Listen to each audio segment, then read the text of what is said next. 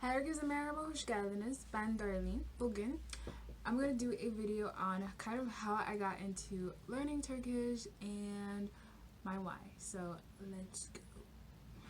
So it all started around 3 years ago when I was learning Spanish, and that I like to learn languages is to just use things like movies and TV shows, and sometimes I sit down with a notebook and I write different words and phrases that I see and I may not know that I want to learn.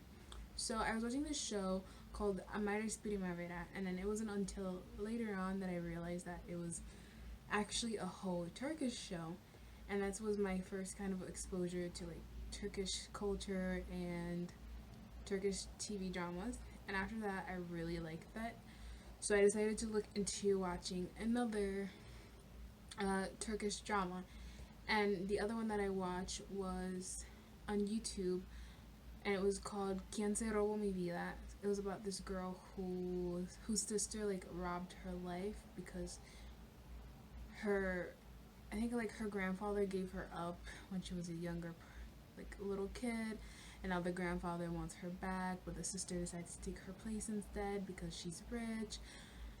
It was really good, but at some point in time, I think the Turkish network realized that they were uploading Spanish dub versions of the TV show, so it got not a lot of episodes kept like uploading.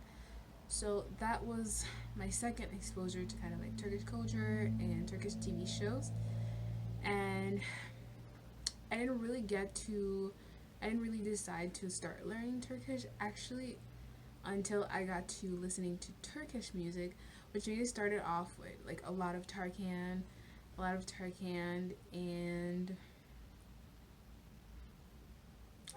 Gülşen. And it wasn't until one day I was listening to this song by Gülşen called Banger Banger, and I decided to just look up the lyrics. And while looking up the lyrics, I noticed that she pronounced the C like a J, and I was very confused by that, so I started like looking up the Turkish alphabet, and then I was going through it for like 30 minutes, and then it all made sense why she would say it like that. And then after that, I started looking at like how to say numbers, and I started a whole Pinterest board on Pinterest on like different types of Turkish grammar. And it was also around that time last year I was very comfortable with my Spanish, so I decided to just look into learning another language. And in the beginning of the year, I was pretty sure that I was like gonna start learning Italian because I was like, I'm still in love with it. I still love it a lot. But I was kind of scared that with the Spanish and the Italian, it would like get all messed up in my head. So I was like, what else should maybe I should like learn something else in between it. So I was like, why not Turkish? So that's mainly like how I got into the Turkish language, because of like looking up a song and a lyric. And also before that, I really did not know anything about Turkey besides like the flag, or kind of like how it's located between Europe and the Middle East. Those were the only things that I knew about it. That's really truthfully all I knew. And something about like World War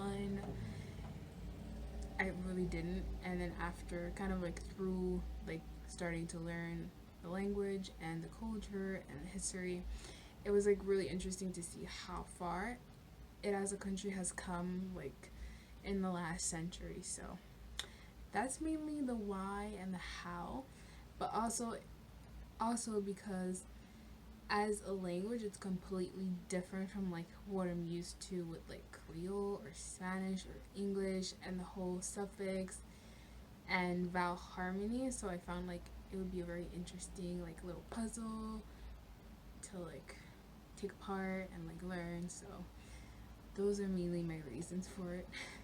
I'm gonna do this year, hopefully. I'm pretty sure I'll probably continue with it going forward.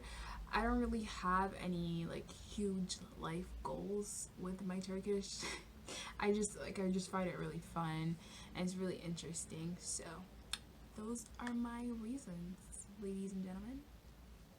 And thank you for watching, and I will see you in my next video with my month 1 update on what I did this month to learn Turkish and all my resources and everything. So see you next time.